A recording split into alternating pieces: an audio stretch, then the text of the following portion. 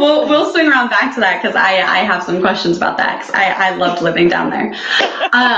So I was just like out of my mind. I felt like such a little girl on a roster full of women. Like I didn't know my foot from my elbow basically, and I felt like I was drowning in a shark tank and I'm bleeding. That's basically how it felt, you know. And then I happened to look down and I was like, oh, I know who that is.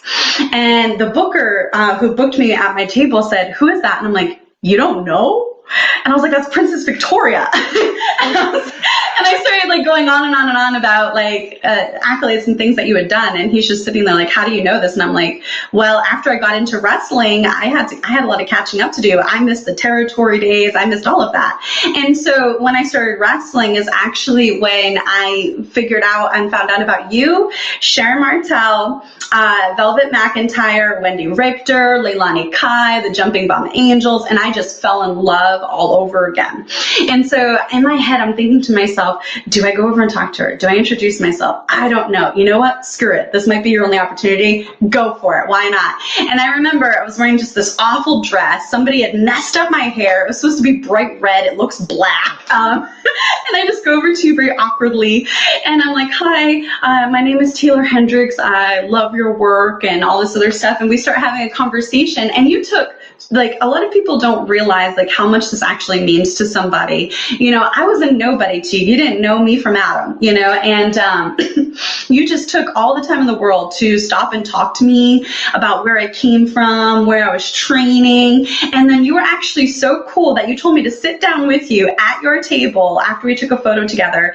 And you had me pull up some of my work that I had on from YouTube and from OVW. And you sat and watched several matches of mine and gave me these amazing critiques. And there's not a lot of veterans out there that will actually do that. Like, you postponed making some money to sit down and talk to me about what was going on in my career, what I loved about wrestling. You were so cool, and you were sarcastic, you were funny, but you were also spot on. Like, your critiques like made a very big difference, and they were smart and they made sense, and you weren't just there to like basically like shit on me or anything. And that was like such a cool experience because, you know, my experience in wrestling has been that most people, they'll just take an opportunity to eat you alive. And you didn't do that. And I think that that's really cool. And it really speaks to the woman that you are, but also the performer that you are and how you were trained and brought in the business. And I wanted people to like know that like you actually took time away from making money to sit down there and watch several matches of mine. I thought that was amazing. Nobody else had done that until that point in my career. Well, what a lot of people don't realize or don't take into context is everybody's complaining about what wrestling has become. Mm-hmm. But if I don't sit down with somebody like you and critique and try to help you, you know, further your career, help you, you know, what's the word I'm looking for? Oh, shoot. I hate it when I do that. You know, help you make your matches better. Mm-hmm. And if all I do is, as you said, is shit on you, I've done nothing to help our business go back to what it was. Because if everybody's just, you know, down, and they're not saying, no, wait a minute, you know, you got this right, but try this little thing to add to it. If you're not helping the youngins coming up, then you've got no reason to complain. And see, that's the way I think, and that's the way I was trained. You help the new people coming into the business. It's not all about me, because you're our future.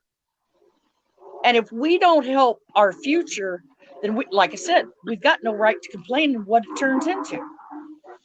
And seeing somebody like you who knows the history of wrestling, to me, now that's an honor. That you took your time. You talking about me taking my time. You took your time and you went back and you explored the history of women wrestling. You know the ladies I wrestled with. You rattled them off just like I do. I think you've got a better memory of their names than I do. Oh, I don't know. Well, Taeler, I've met a lot of ladies who are in the business who don't know velvet from moolah.